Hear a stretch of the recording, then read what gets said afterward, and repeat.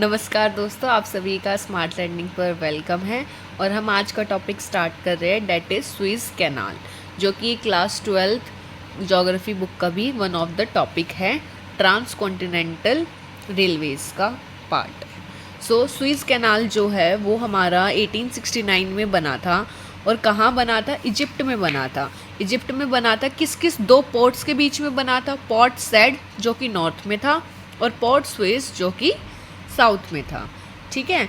Egypt में कहाँ बना है? पोर्ट सैड और पोर्ट सुएज के बीच में इस कैनाल को बनाया गया था। और इस कैनाल के through Mediterranean sea and red sea को लिंक किया जाता है।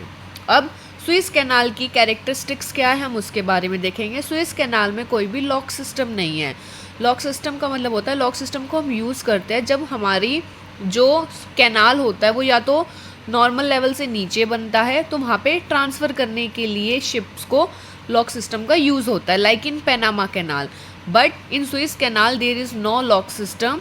ऑल्सो जो इसका डिस्टेंस है वो 160 किलोमीटर है, तो इसको क्रॉस करने के लिए 10 से 12 आवर्स लग जाते हैं।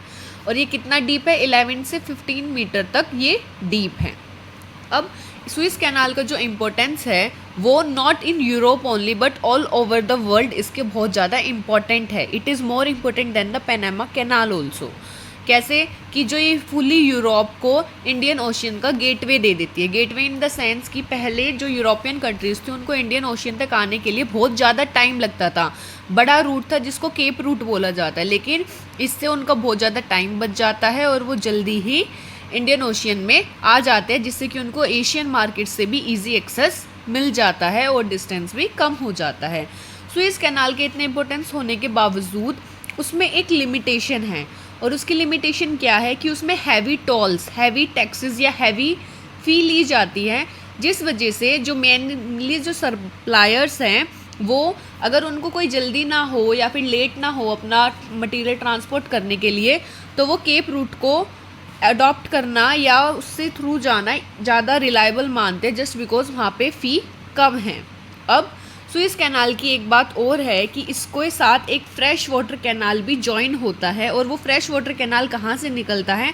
नाइल नदी से निकलता है। ठीक है। और ये कैनाल कहाँ जॉइन करता है? नाइल नदी का फ्रेश वाटर कैनाल इस्मेलिया पर वो सुएज कैनाल को जॉइन करता है, जिसके थ्रू पोर्ट सैड और पोर्ट सुएज को क्या मिलता है?